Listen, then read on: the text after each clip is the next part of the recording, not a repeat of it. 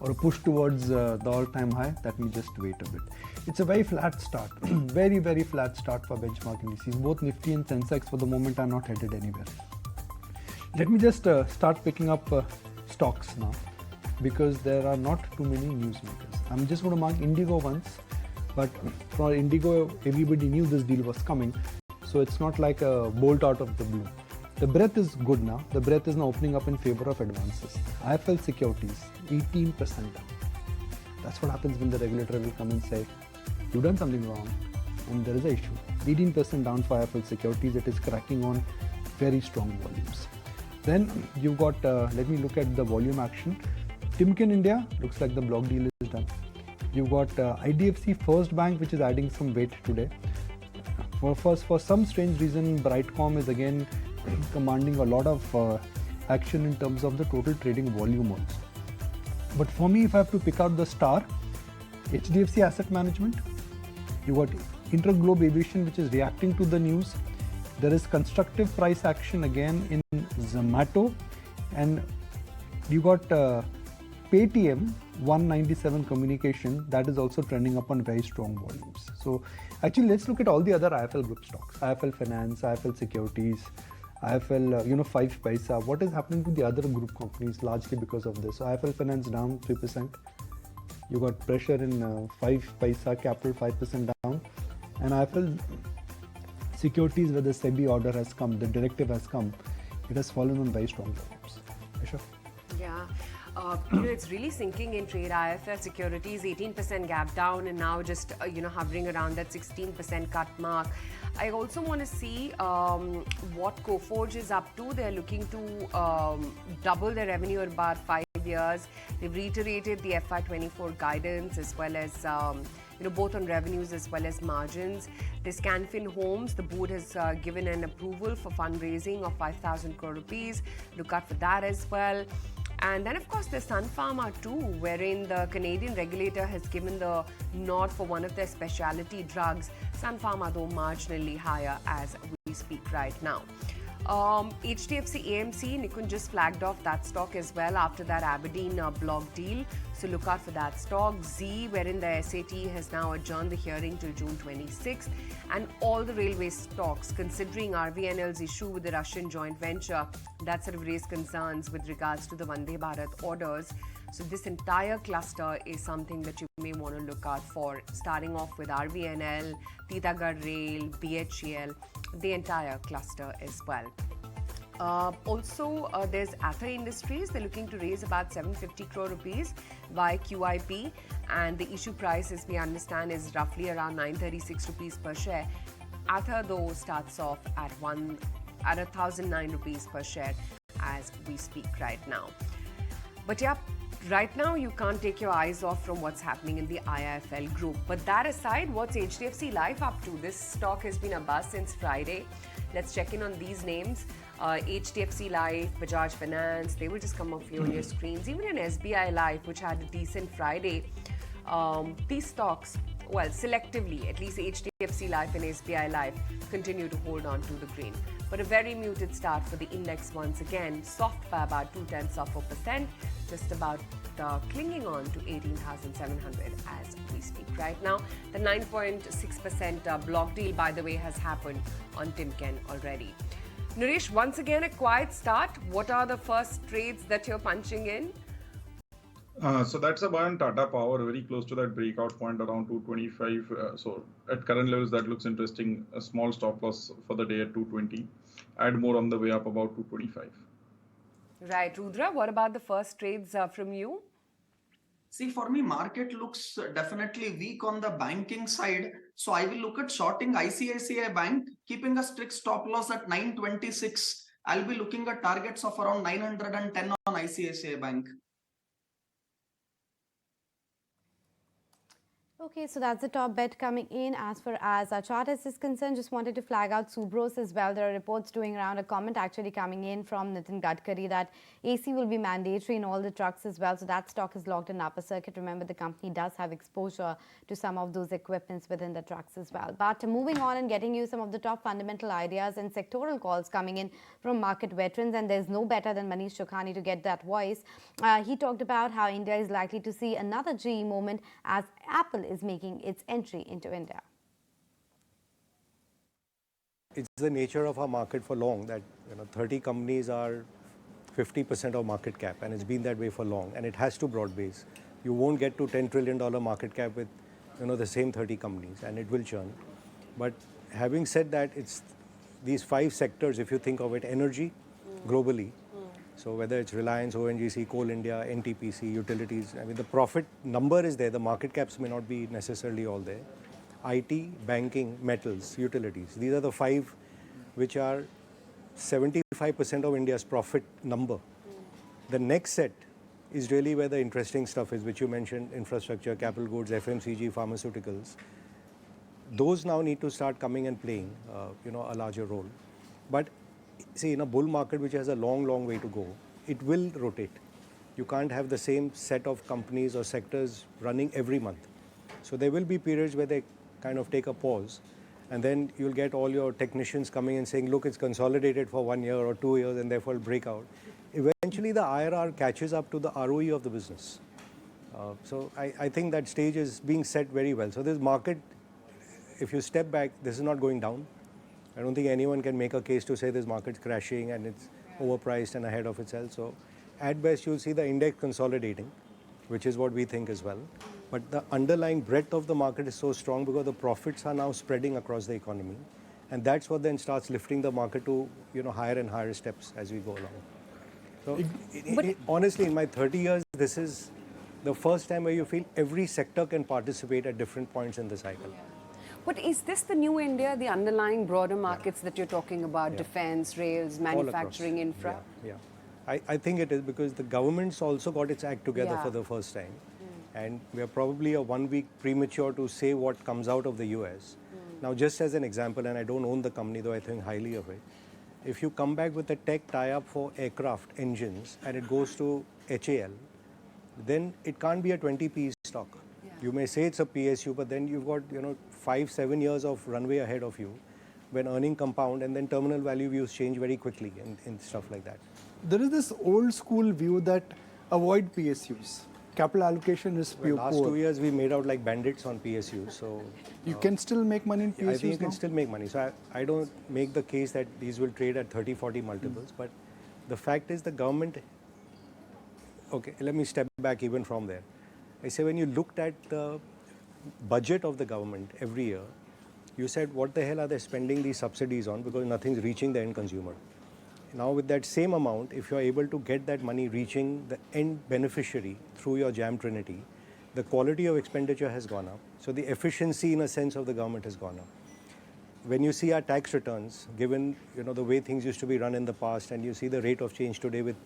Ajay Srivastav joins us now. Let's connect with him, and he is running late. Perhaps he's been busy counting all the gains and accumulating all the profits he's made in last 3 months.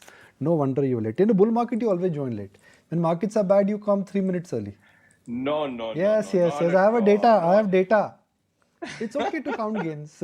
Listen, it's right now it's like a party out there, and you are nice and high, and you decide whether you want to walk up to the bar, pick up another drink, pick up a shot of tequila, which is a small cap, or just nurse what you have. And I think that is where we are, nursing what we have. So no reason to delay anything. We are in a good zone. There is yoga day tomorrow. We should talk about spirituality in yoga, and we're talking about bar and tequila. Ajay. Yeah, I live in the wrong part of the country, don't I? Okay, so have you ordered another drink at the bar? Well, at this point of time, as I said, we are nursing a drink, relaxed, nursing a drink, because what we have, we are happy with it. We don't want to, get into an accident at this point of time by picking up 2 tequila shots on the way. And I think it's true for the market that, we see a different, maybe we are an outlier, a different fundamental reality. In my last 2 months of travel around the country, traveled a lot, small states, large states, small cities. And I see a different reality coming through in terms of what's happening on the ground. Select sectors are doing very well. Select sectors are rarely in the dumps at this point of time. But market is right always, as we say. But we will see what happens down the line. But, as I said, nursing drink is a good idea because the reality out there is little more uglier than what your screens are showing. So what should one do? Like you said that, look, it's not the time to press the eject button. You've not paid the bill and you've not exited the bar, right? Which means you are still part of the celebration. Is that the best strategy? Don't order another drink, but don't pay the bill and get out. Stay invested. I think so. It's a good idea to keep some money in the pocket for the fire sale that might happen, for the correction it might happen, for your stocks you love may come down, which is going to happen. And you have seen markets have always given opportunities to buy. This is not the time to finish off your credit card limit. This is not the time to say, I've finished everything. I have nothing else on the table to give to. So I would simply say, keep your powder dry, keep your stocks list, doesn't matter what it is. Buying out here perhaps was in fact, your commenter was saying that you need to come and celebrate. I said, listen, I've just shorted the Nifty at the high and you're asking me to celebrate the high. What are you doing? So I think, and we did that. We are running short on Nifty at this point of time. As overall Nifty, we're running short. We may be up specific stocks plus, but Nifty we were short. And we shorted on the day it became a high as well. And we believe that, as happens sometimes, market runs ahead of fundamentals. We have been a fundamental people for a long time. We may be wrong. It happens to us. But I think market has run ahead of its fundamental at this point of time. And as June results will show, what will transpire, individual companies, certainly on the retail side, exuberance is beyond my imagination as to what they expect to happen at this point of time. Specialty companies' valuations are absolutely nut crazy out there. When I talk to them, what their order book is, what their margins are, where they're struggling with capacity utilization, I look at the screen and says, P has gone up by 250, 60 Ps of specialty chemicals. I wonder which is the real world, screen or when I talk to the companies.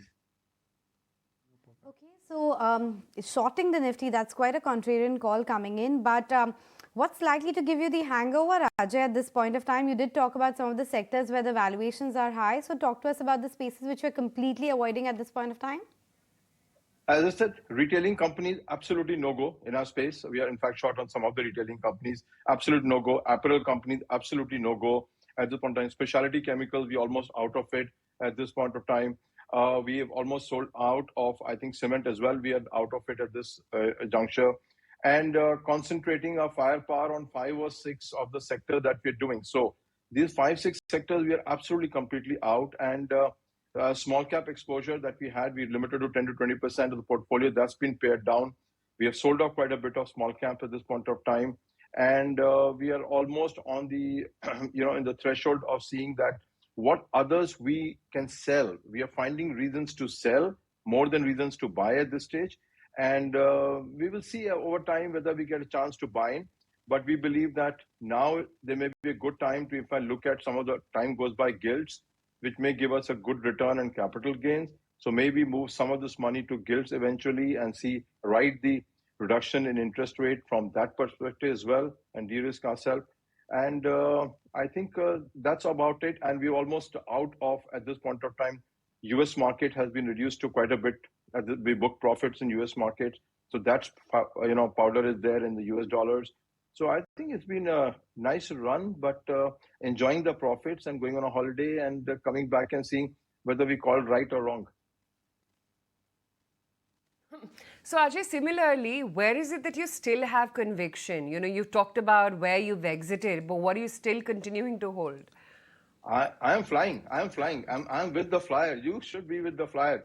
That's kind of sector which is amazing because not because I hold the stock. That's one of the disclosures. I hold the stock. But the beauty is that when you got Tata as the main competition, my God, you can't God sent at the end of the day. And I fly both the airlines, and I can tell you the whale of a difference in what's transpiring on the Indian aviation scheme. So I think aviation is our biggest bet at this point of time. Next bet is the hotels at this point of time. We are into the biggest bet. Third, what continues to be our infrastructure, defense stocks, which have been there, haven't added anything in the last 1 to 2 months, nothing, zero.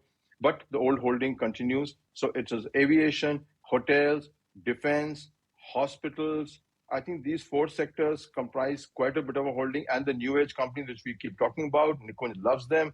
And those have been a good buys at lows. You know what I mean? So as I keep saying, you got firepower, buy at lows. That's what's going to give you return. When you start buying at these kind of multiples, then you are now you need more luck than anything at this point of time to make a return. So I keep saying, just the same share we bought 2 months back, and we got a 40, 50, 60% return on new age companies. Would I buy them today? Maybe not. I will hold for some time and see if I get a chance to add on more. If I don't, I have the stock. So I think this is roughly, Aisha, what we have kept ourselves very simple. What we see reality in the market, and stick to fundamental to say airline fares, hotel fares, good looking numbers out there. Guys buying 500 aircraft is unbelievable story. I think it'll be the greatest success story maybe the world has seen after Apple have an aviation company out of India doing this wonders. I think we're really proud of it. It's one of the most fantastic companies, Ajay, which has got created in last 10 years. I've maintained that several times. But my limited point is that it's a brutal industry. And if the US example is anything to go by, this is an industry where everything looks good in the short term, but long term there are challenges. Regulation, crude, and this time around, there could be a war between the Tatas and between Indigo. The amount of capacity which both these companies would add, I would imagine, I just don't know whether demand will keep up. That's what I said. I think if I were to choose a competitor, I would choose the Tatas as a competitor, not because they're bad people. They're good people at the end of the day. They're not crazy people like what Reliance Jio did to the market. They will do what they have to do. And Singapore Airlines is a pretty responsible airline, focuses on good service, keeps the price high. You just see the fares of SIA travel to Singapore. You pay, 3 times what I pay in Vistara today for SIA flights. So I think, so therefore, unlike a telecom landscape, where there was an entry of a person who's just rolling money out, did not care about shareholder returns. And you've seen what happened to Reliance shareholder. They never got a return out of the company of a decent kind compared to where market has gone at the end of the day. Compared to Tata, much more responsible. They need the cash flows. They cannot afford to have a price war in terms of cash losses. And with Singapore Airlines as a maybe 25 or 26 or 40 or 50% partner, very responsible partner at this point of time. And number two is, they are, when you travel to the two airlines, you see the approach, laid back, chalta hai, karte hai, chalate hai. The other guy is hustling. And therefore you see the energy in the two airlines totally different. I'm not criticizing anybody, but I see as a passenger, the energy levels of the staff at one airline versus the other totally different. Therefore, I see the comparative framework is going to be very different. Yes, there will be pockets of overcapacity, which is why I keep saying that if you have powder, you buy these good companies. There will always be correction. Nobody's saying this share will always keep rising. There will be times your correction. But question is, do you have the money to buy when the correction hits? And that's what ails most investing platforms and most investor strategy is. When the time comes, market is in gutters. They really don't have money. They've got losses, but no cash in the bank. And I keep saying at market highs, create cash in the bank. You will get a chance. You saw 6 months back what happened. It went up, came down, gave an opportunity. So I say capacity, yes, will go up. It'll give you chances to buy. But these are great stories for decades. These are not stories for years. And that's the beauty of these stories. And, a few airlines can come here or there. Akasa or somebody can come here or there. But it can't change the landscape for these two giants. These two giants of their living. And, short term, yes, volatility may happen. Give it a 5-7 year framework. I think you've got a very healthy company to work with. Hotels. I was looking at Indian hotels. Estimates are 10 rupees EPS next year, 400 rupees stock. You're buying the stock at a P of 40. Even if one assumes that next 2 years are solid, then what happens after that? A lot of capacity will get created. The 20-year track record of the hotel industry is that it is a cyclical industry. And this time, why do you think it will be different? Well, as I said, there will be times you'll get it. Nikon, please don't mind. I'm sure there will be corrections in hotel stocks and you will get it cheaper. The question to you is that are you there in it today or not? Because you're riding the best hotel wave ever the last 1 year has existed in this country. Number two, just like real estate, see the consolidation. Earlier, every uncle, auntie, and everybody wanted to put up a hotel. Now see what's happening everywhere. They're going to Taj, they're going to ITC, they're going to saying, listen, can we lease our hotel to you and you do the work at the point of time? Whether it is your homestay, whether it's a hotel or whether it's the economy hotel, they're all going to the big chains and saying, listen, guys, take it over, give us some money back. So any industry dynamics like real estate has changed dramatically in the hotel sector. And I think that is where these guys are going to make a killing, because it doesn't make sense for anyone to have a standalone hotel today apart from the chains, the way the economics has worked out. And that's what's coming to the fore. Yes, they got competition, not from hotels. Nikunj Marki, the competition is coming from homestays. Most people are preferring homestays to hotels at this point of time, at least the upper end, the luxury class. And that is where they will get a competition from. But I think the big play is coming. All the existing capacity slowly in the system is getting leased to these companies. And number three is, do you see any large hotels coming up anywhere? I don't see a single hotel construction in Delhi. Can you believe it? I don't see in NCR and Delhi. I don't see a hotel being constructed. Bombay, one opened just now, but I don't see any construction of hotels. So if you look at next 5 years, the supply of hotels is going to diminish in my view, because there's no new construction at the end of the day for hotels. There are coming few in Bangalore, etc., but nothing. Go to Hyderabad. You got choice of 2 hotels in Hyderabad. So there are pockets of India which is totally don't have good quality hotels. So I think it's a great story. You'll get a chance to buy lower prices. Oh, most certainly, definitely you'll get a chance. Should he be out of the story? Or definitely not, because you don't know where the market goes. The party continues at this point of time. So I keep saying, stick to the good things and keep money, that when good things go bad, buy the good things again. You will revive it. So I think hotel industries change like real estate industry totally in what it was 10 years back and what's today. And the future looks fantastic, absolutely fantastic. Surely paying more for those hotel rooms, and ARRs definitely going higher. Yeah, but I hope that capacity does come up so that at least the demand supply is a bit managed, because for now, yes, we are paying exorbitant amount even in India to stay at properties. But that's about the entire market setup. Thank you so much, Ajay, for joining us today. You're welcome. Thank you very much. Have a good day.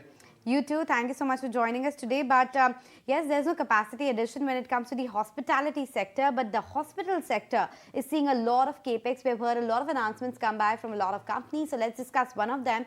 Mr. Viren Prasad Shetty, the Executive Vice Chairman at Narayana Health, joins us on the show now.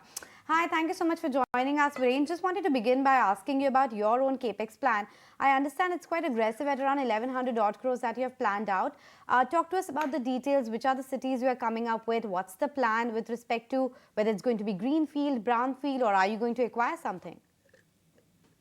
So our capex plans are aggressive only in as much as we haven't really spent anything since the pandemic started. And a lot of this is catch-up growth to add a lot of beds and add ICUs, OTs, and a lot of capacity that our flagship units are really short of. So the bulk of this spend will be concentrated in 3 hospitals, our hospital in the Cayman Islands, in Bangalore and Calcutta. All of these are brownfield in that they are built adjacent to the hospital that we have. But in Bangalore and Cayman, these are in new locations. Okay. Hi, Nikunj Dalmia also joining in. I just want to clear the air here. Is it true that you are looking at moving into the insurance vertical? Yes, we recently started a subsidiary and we're going to soon apply for an insurance license. Health insurance and healthcare services are 2 very closely intertwined parts of our business. One does not go without the other. And the growth in the healthcare field will be closely mirrored by the growth in health insurance. And we believe that for a very large proportion of the population, the missing middle, there are very few options available to them. And so we want to offer something that's quite differentiated, that's very high on service and affordable to them. The insurance sector is a business where you have to invest upfront and then gains are made after 5 to 7 years. That's been the story of the Indian insurance sector, the global insurance sector. Why would you like to venture into it where you have to invest upfront and the return ratios would be 5, 7, 10 years down the line? In fact, barring 4, 5 companies, no health insurance company in India is also making money. I mean, that's true of the healthcare services sector as well. We make these massive investments in hospitals with very uncertain demand. We build hundreds and hundreds of beds all over the country, hire a lot of doctors with no guarantee that either patients will come or patients will pay what it costs to provide the services, or absolute uncertainty on whether the government will just regulate all the prices. So uncertainty is nothing new to this sector. But what we believe is that in India, healthcare penetration is extremely low. As a population, even for people who can afford, they are not getting the healthcare that they are entitled to. They are very unlikely to get treatment. They're very likely to get any diagnostics done. They're very unlikely to get their health checkups. And thus, we suffer terrible health outcomes. We are the diabetes capital of the world. We are the heart disease capital of the world. We are the kidney dialysis capital of the world. It's all just things that are easily solvable with easy access to healthcare. So we believe in Indians wanting to take more care of their health. So regardless of the fact that these things take a long time to break even, it's something we're used to. And this is not, very different from hospitals. So Viren, tell us about, the status of your new hospitals. Your Mumbai facility did turn EBITDA positive, as I understand, recently. When it comes to Gurgaon or Gurugram as well, you also showed decent growth over there. But since both have margins in single digits, by when do you expect them to, gradually improve and perhaps touch double-digit figures? In time. I mean, this is a business with very long gestation period. It takes a very long time for people to first know where your hospital even is, where it's located. Then it takes a lot of time for them to trust you. And that requires a lot of time for you to do surgeries, for the surgeries to be successful, for them to go back home and tell other people about it. So hospitals just generally take a very long time to break even. It's taking much longer these days than it did when we started out. Back then, in a year or 2 years, you could break even. Nowadays, it takes 4 or 5 years, and it takes at least 8-10 years to generate a decent return on capital because the costs have gone up much more than the realizations per procedure. So these are very long dated things, and it will happen. It won't happen soon, but we're on the path to getting profitable in all these hospitals. Give us a few more details in terms of how the business is right now. What are the occupancy levels? What's the average revenue per bed? And going forward, what your expectation is with respect to the medical tourism and the increased numbers from there? Yeah. Our occupancies across the hospitals hover anywhere between 60 and 75%. The realizations per bed generally is much less than the competition. And in fact, compared to the top of the market, our realization per bed is about half. And that is where we want to be. For us, our target segment is the mass market and the middle class.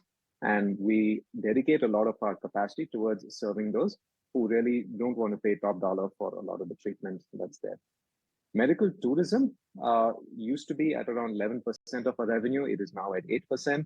That is a number that will decline over time because we are refocusing a lot of our services to be more locally oriented and try to be more attractive to patients in India and the underserved parts of India rather than running around the world and trying to get richer patients from there coming there. Sure, Viren, but just a follow-up. You talked about the occupancies historically being 60-70% realization lower than the industry, but what's the outlook? What are you expecting, let's say, over the next 12 to 18 months with respect to realizations as well as occupancy? Not much movement in 12 to 18 months. This is not something that moves over the course of a single year. One, because we are very capacity constrained. A lot of the investment that we are making in our CapEx is entirely oriented towards adding more OTs, ICUs, diagnostic rooms, which will ease that bottleneck. So absent that, we won't be able to add that much more capacity to the hospitals that we have and increase the occupancy. Similarly, for the realization, it takes a long time for us to start moving into higher end procedures, for a lot of the price increases to come about, and we only take year-on-year single-digit price increases. So in a 12 to 18 months, it doesn't move up appreciably so. Most of the hospitals currently have average occupancy between 50 to 65%. That's the industry average, if my understanding is right. And everybody is looking at expanding. So is it a good idea to expand when the capacity is between 55 to 65%, and especially when the peer set is also adding capacity? What we're spending on is not just beds. See, ours is not the hotel business where people check out at 12 and check in at 2. Bulk of our patients come in at 8 in the morning. Bulk of our patients leave the hospital at 6 in the evening. So we're always capacity constrained in that sense. And the things that we are adding won't only add to beds. And looking purely at beds is the wrong way to look at our industry because, like I said, not the hotel industry. So a lot of this is going into outpatient areas, into diagnostics, into OT, procedure rooms, emergency rooms, the supporting infrastructure. So a lot of what we're adding is not beds. Now, to the larger point you raised, when capacities are low and everyone else is adding, is it a good time to add? You can't time this. The thing is, when everyone is feeling bullish, a lot of capacity gets added to the market. When everyone is bearish, we're all bearish at the same time, and no one is adding capacity to the market. And there's this general cyclicality to this business that is there and across all industries. So it's not easy for any of us to find this, but now's the time we need it for ourselves. We're not looking at capturing more market share in different cities where we have no presence. This is what is desperately needed for our patients right now, who otherwise are facing waiting list and we don't have enough beds to take care of them. Go by the number what you've shared with us and what is then public domain in terms of you are looking at doubling, let's say, in 4 to 5 years. You've always been an asset-light model, but the temptation to increase debt, temptation to perhaps raise equity when stock is at an all-time high is obviously there. In your journey to double in next 4 to 5 years, how will you maintain the financial discipline? We don't have to raise equity to fund a lot of the expansion. We generate sufficient amounts of cash, and we have a lot of support from our bankers to lend to us at attractive rates, and we have a good credit rating. So a lot of this will be funded through cash and accruals. And the portion, I mean, the amount of money that we're spending, 1,000 crores and thereabouts for the next couple of years is very well managed within the amount of cash that we manage. We're not going all out. We're not over leveraging ourselves. We're not going to get into serious, levels of debt, where an equity infusion turns out to be the most important thing. So at this point, this is not something that's part of our fundraising plan. You've demonstrated a real success story in your Cayman healthcare setup. Would you be looking at replicating there in some other countries? Is that option available? Yeah, the option is always available, provided you're willing to spend hundreds of millions of dollars to expand to all those countries. Now, we're being a little cautious and not looking to spend that much right now. And so a lot of these are JVs and partnerships and work that we're doing to find other players on different Caribbean islands that we can work with. So the option is there to make a large investment. We're not confident about that right now. So what we're looking at now is some very cautious JV type models that we can work with. And if it works out, if we understand the market better, then look at spending a lot more. Okay. All right. Mr. Shetty, always appreciate and thank you for joining us. Thank you. Udit Agrawal joins us, team lead with Kappa, and we got to understand that what is going to happen with this jumbo order, not for jumbo jets, it's an Airbus, but jumbo order by Indigo and Tata's. How will the landscape in India change? Good morning, thank you for joining us. My first question is that the headline number from Indigo is very impressive, but if I look at the fine print, I think all they're indicating and committing is to a 15% growth and a little bit of addition to foreign flight and maybe some fleet replacement, and it sounds logical. So do you think we should not get carried away with this 500 plane jumbo order they've given? Hi, good morning. Looking at this order, yes, there are certain the things that you've highlighted, but when we look at this order, it's a historic order in the terms of volume. And on the back of the order which Air India placed in February this year, 470 aircraft, this is sort of solidifying or cementing our India's growth trajectory in the aviation sector. So in terms of, yes, you're right, there will be replacement of existing fleet and then there will be addition.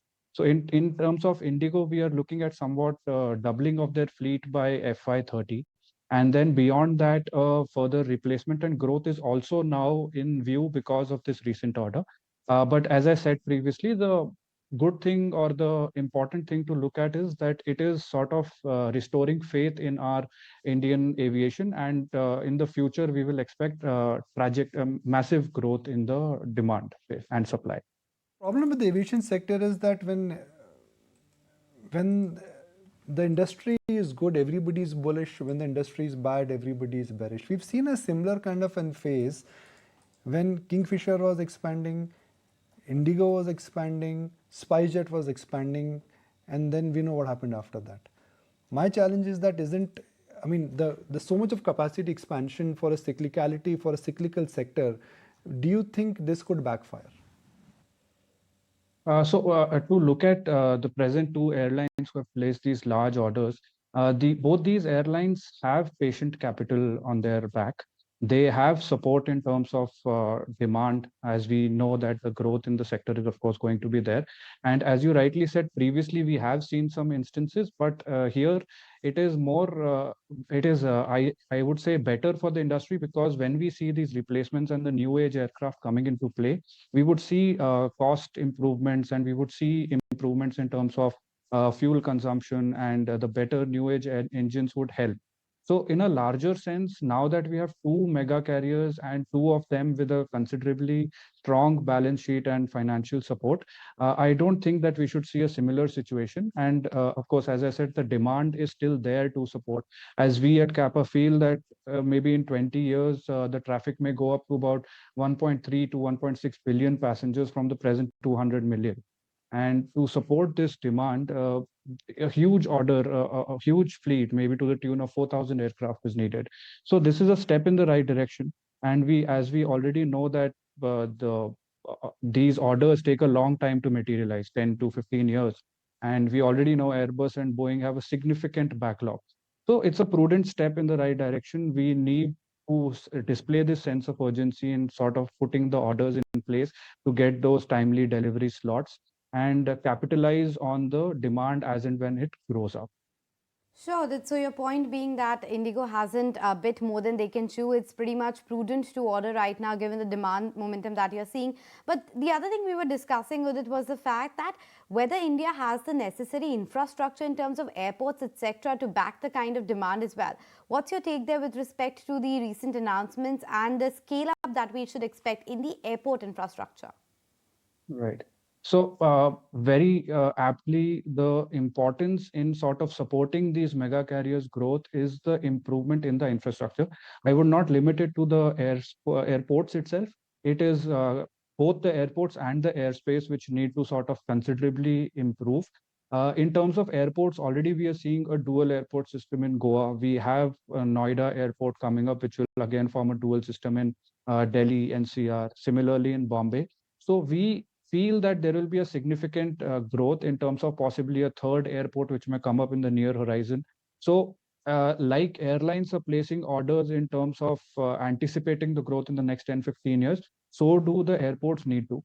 And airports to the tune of 60 or 80 million passengers per annum in the long term may not be good enough. We would need to envisage and plan for airports, allocate land, etc., or maybe much larger airports to the tune of 150 to 200 million passengers over a long time. So definitely what you're saying is right. We do need that capacity or maybe the infrastructure strengthening in the long term. And that has to happen in parallel with this demand, because the two key pillars in terms of supporting this demand in India is and worldwide is airlines and airports. So both of these need to move hand in hand. And honestly, with the kind of privatization that we are seeing and with the kind of capex that is being put in airports, there is again a momentum that is seen there. And in the near future, we should see some significant developments in terms of capacity. Udit, there's increased competition in the sector as well, right? Of course, with Go Air going away for at least temporarily, we have seen increased market share for the likes of Indigo, etc. But then there are smaller niche names coming, the likes of Jetwings, etc. Do you think there's enough space for everyone when it comes to the Indian skies and all these new names which are coming up? So yes, I do definitely feel that there is enough scope for all of these airlines to grow, looking at the tremendous growth potential that is there in the industry. But yes, in terms of competition, it will be primarily a two airline or a three airline in case a third airline is able to as in grow rapidly.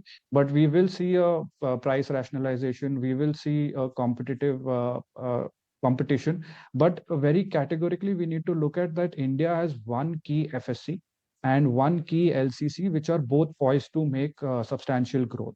So from that perspective, there is going to be a rational market structure. And I feel that there will be enough space for smaller players to grow in line with the increasing demand. Okay, good to hear that. Indigo, for now at least, is the big buzzer in trade. Udit, great to have you on the show. Thanks so much for taking the time out. Thank you. And analyzing what this mega order from Airbus really means for the Indian aviation sector and, of course, for Indigo in particular. Currently, the stock holding up in trade. But the market is not, by the way. We're down about 0.5% after what looked like it's going to be a quiet start. 18,756 now in the futures, and we've breached that 18,700 print on the Nifty spot. Concor, Idea, Z, and by the way, Bajaj Finance, the winner for the last 2 trading sessions, that's actually one of the top losers. That's down 1.5% on the index. M&M, Unilever, Hero MotoCorp, ICICI Bank, and the HDFC twins as well, weighing heavy quite a fair bit. Quick break, be right back for more on the other side.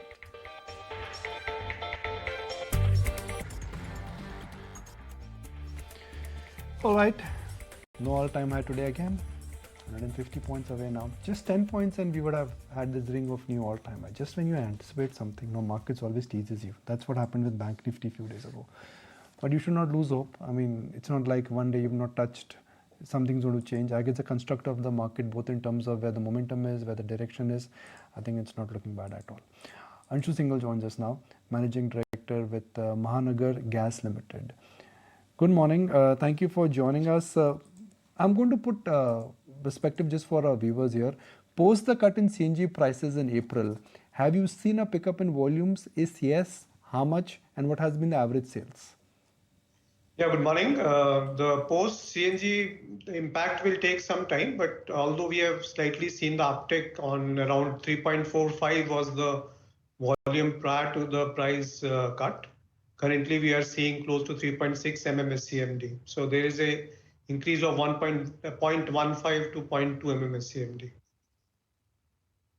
Could you then tell us the trend in terms of sequentially, how do you see things moving? I mean, do you think this quarter volume number could be better than last quarter, and is that the trend in making?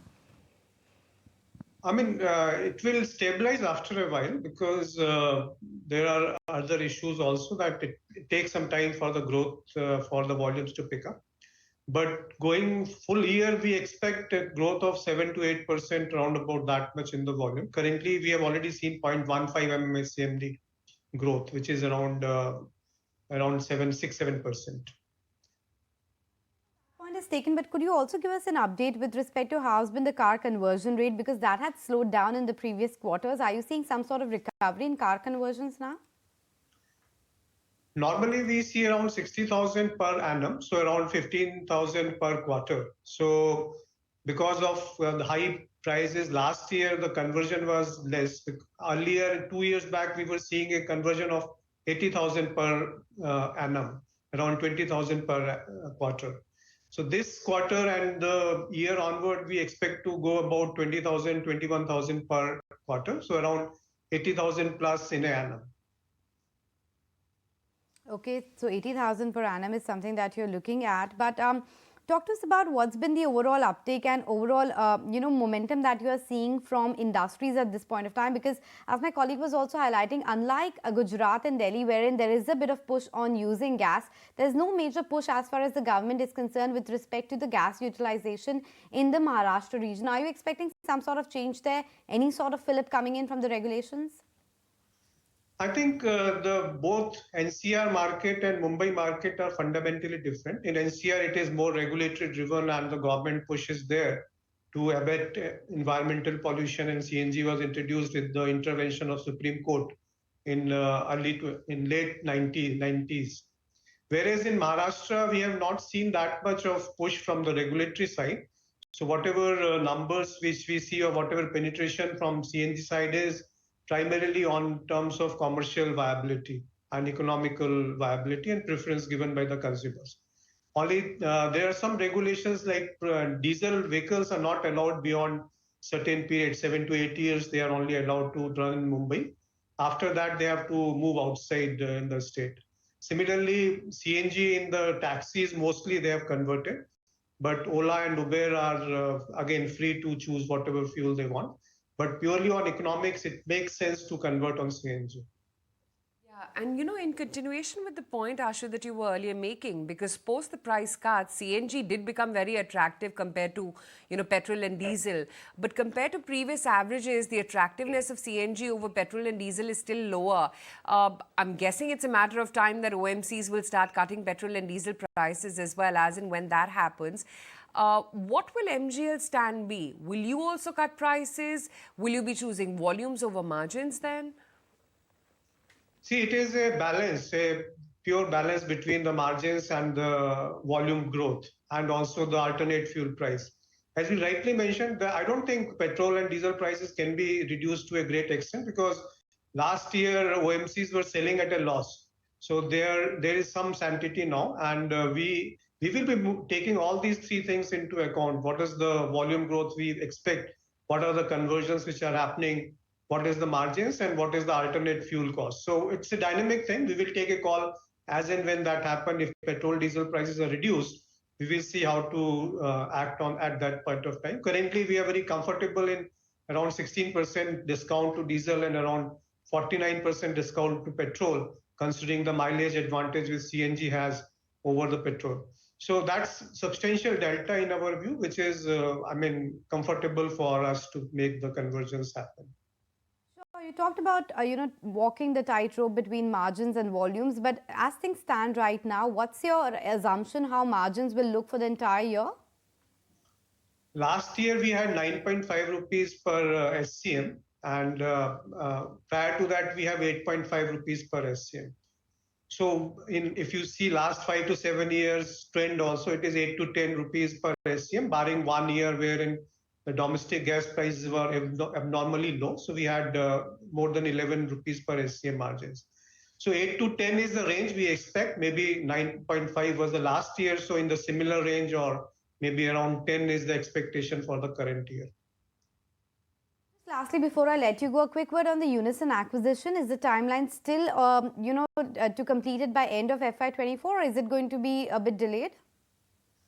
See, it was having a lock-in period of 5 years, which is getting completed in September this year. So we expect that by November or late October or November mid, we should be able to acquire the 100% shares and transfer the money to the party. To have you on the show, Mr. Singhal. Thanks so much for taking the time out and joining in today. Let's quickly take a status check on what the market then is up to. We have definitely turned weak from that quiet start. We're down about 0.5% right now. We've breached that 18,700 print on the Nifty futures and now just circling around that level. Let me take it back to our chartist then, and Naresh joins in to first talk about the chart buster in this weak market that he's spotting. Naresh? Mute yourself. Yeah, so that's a chart for Tata Power. The stock had seen a huge rally in 2021. After that, it corrected from 290 levels all the way to 180, 190. Gave a false breakdown recently in March, April, and recovered back sharply. For the last 4 months, 215 was a resistance, crossed about 215, paused a little, and now has been consolidating in a tight range of 220 to 225, a flag formation. Today, it has given a breakout above the 225 mark. So a short-term breakout done here could be going towards 260 levels, a stop loss to be kept at 218. That's a take coming in on Tata Power, but what are the other stock ideas that you have for us, Naresh? So first is a buy on EPL Limited. The stock has given a good breakout today. Stop loss at 208 and a target price of 230. Second is a buy on Bank of Baroda, which has seen good follow-up price action even today. Stop loss at 190 and a target price of 210. Naresh, before I let you go, I just wanted your quick take on the diagnostics name, because some of them are definitely seeing quite a bit of buzz, whether it's Dr. Lal Path Labs for the last couple of days, that's been moving higher. It seems like the CGHS rates for radiology have been increased, and that's the reason we're seeing a bit of a fillip come by for other names as well. And Vijaya Diagnostics is higher by 3%.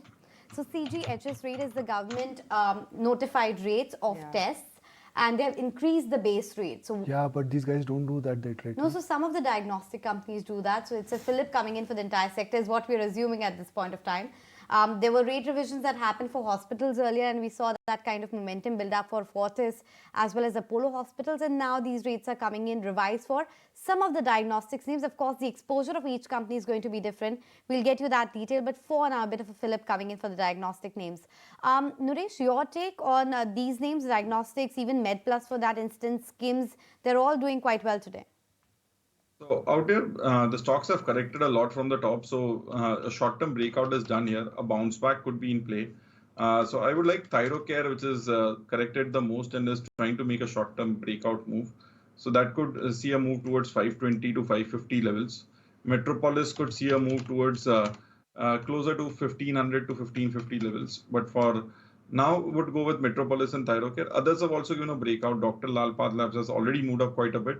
So would look at Metropolis and Thyrocare for a bounce back. Much Naresh, Metropolis and Dr. Lal, these are some of the names that we are watching out for. But shifting focus to what's happening in the entire home financing sector, let's welcome on board Mr. Suresh S. Iyer. He's the MD and CEO at Canfin Homes, joining us on the show. Mr. Iyer, thanks so much for making time and speaking with ET now. Let's start by talking about the growth outlook, because in the year gone by, you managed to grow at 18%. At the current juncture, how does the situation look like on the ground, and what's your expectation of growth in FY24? Well, the first quarter generally is a little slow, so the loan book growth will obviously be, growing over the period. But in terms of the disbursement, we expect anywhere upwards of 15% growth in terms of disbursement compared to the corresponding quarter of last year. So demand has been good, and we are quite positive that we should be able to have a good, healthy growth in disbursements. Right. And are your growth targets for FY25, 24, what exactly are they looking like? For the year, we are looking at 18 to 20% growth in our loan book and as well as our disbursements. We have done last year around 9,000 crore disbursements. So anywhere around 10,500 crore of disbursements should give us about 6,000 plus crore of net growth to the loan book, which will also be around 20%. Rates have somewhere stabilized. Will you still continue to be bullish on the growth, and do you expect that momentum is going to sustain beyond FY24? The demand should continue to grow in the coming years, because some of the problems that we had, mainly COVID, as well as the increasing rate hike that we had, those are kind of behind us. We are now into a stage where the rates have stabilized. Plus, the problems of the COVID are behind us. So now we are looking positively forward to see that we are quite hopeful the markets will also respond. The demand already in the market on the ground is looking a little positive, and we expect it to continue in the next coming year as well as going forward.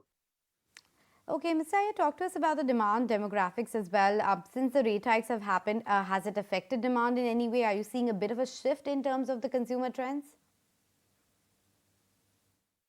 In terms of geography, there is no specific geographies. In fact, it has been all across. The rate hike has impacted everyone, and people have generally been postponing their decision to buy and invest into a home, because the EMIs obviously have gone up.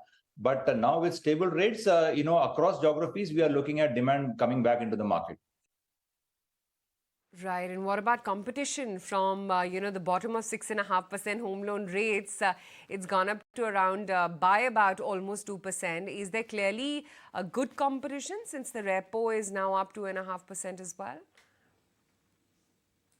That's right. In fact, the competition has always been there from the banks as well as from NBFCs and HFCs. So that's not been something new that we are facing today. As for the rates, in fact, earlier, about a year or 2 years back, in fact, the rate difference between NBFCs and like us and what the banks were offering for the best customer was in the range of about 100 bips. That already has started coming down and is today around 60 to 75 bips. So the competition is definitely having an impact on the rate, but it has been a little gradual. And with us also being able to grow, we should be able to absorb some of it as we go forward. So where should NIMs and spreads be in FY24, and where do you expect them to normalize? No, last year we had a spread of about 2.35 and a NIM in the range of 3.5. We expect that to continue because, we last year also, in fact, we bore the brunt of the rate hike cycle, because on our asset side, we have most of our loans, in fact, all of our loans, which are having an annual reset. So there was a lag effect in terms of the price hike that we effected on for the customers. So in fact, last year, we've already seen the maximum impact of the rate hike cycle on our books. In going forward, therefore, we should be able to definitely sustain this kind of a spread and NIM levels. Okay, just pushing a bit more as far as the NIMs is concerned to get more clarity, because 60% of your book is yet to see the repricing.